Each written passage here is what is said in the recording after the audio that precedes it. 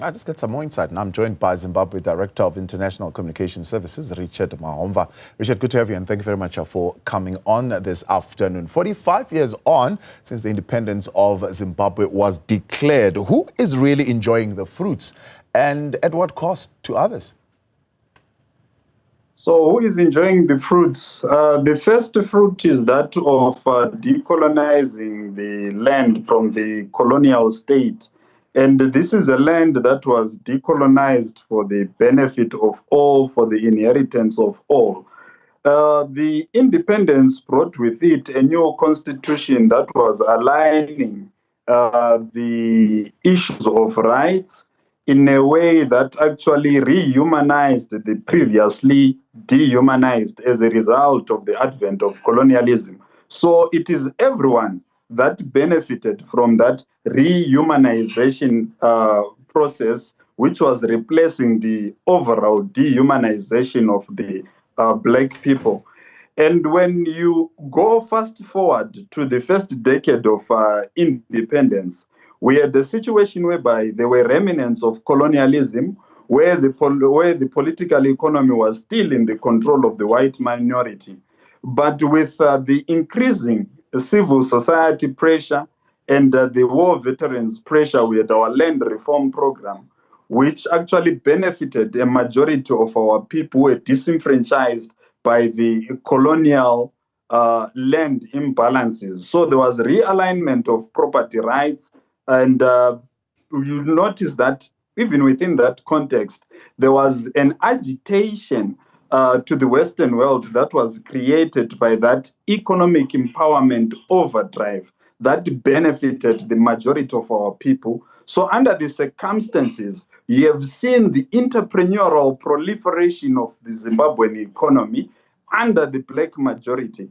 And for me, those are key indicators of a nation that is independent, of a nation that has weaned itself out of colonial entrapments.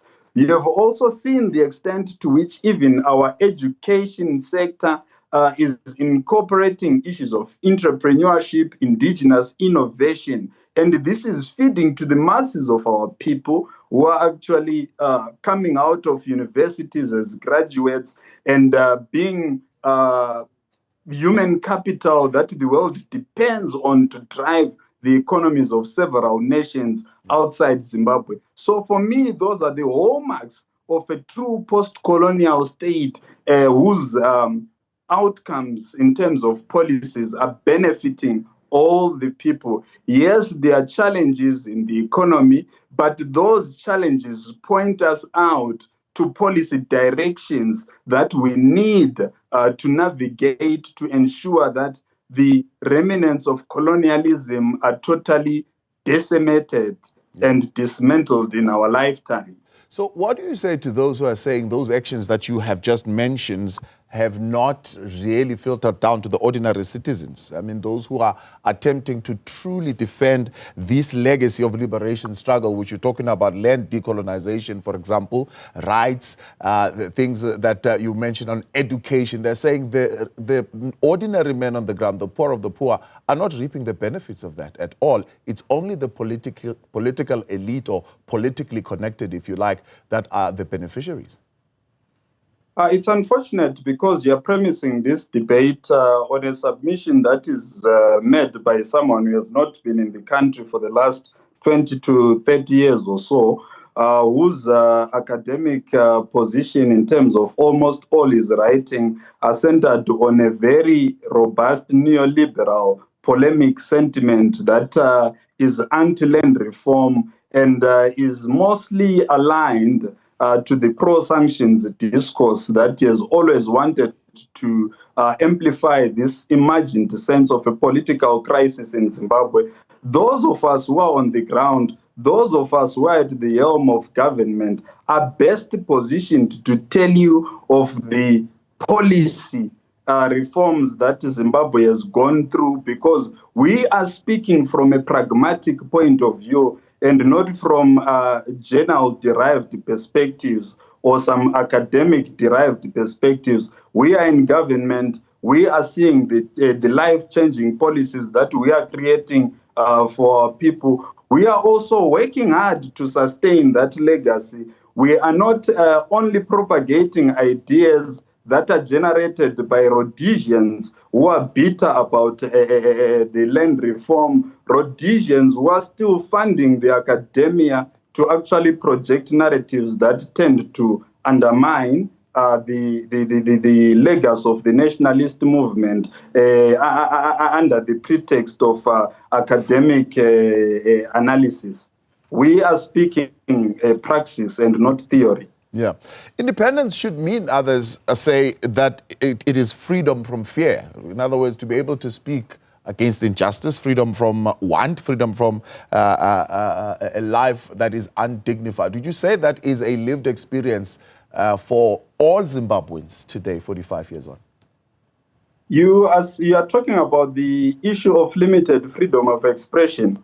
With the birth of the new dispensation, the Second Republic, Zimbabwe now has 16 radio stations, something that meant the breaking of the monopoly of the single broadcaster that we had inherited from Rhodesia. That is number one. Zimbabwe now also has community radio stations. That is another hallmark of freedom of expression. But even if we were to analyze the landscape of freedom of expression beyond your traditional media, we are in the digital age where social media is actually overtaking your conventional media to an extent that citizens effectively express themselves outside the monopoly of the state through their phones. They are doing that on Twitter. They are doing that on Facebook. They are doing that on Instagram. So the issue of freedom of expression is a lived reality for the majority of our people. I am that living testimony of the freedom of expression. I'm engaging you, discussing issues about Zimbabwe, even outside my official capacity. So that is the hallmark of the freedom of expression that our people enjoy. And the very fact that you can actually have diverging views around the Zimbabwe national question is an expression of the extent to which democracy is alive, regardless of our divergent point of views. So yes, freedom of expression is there. No one fears anything.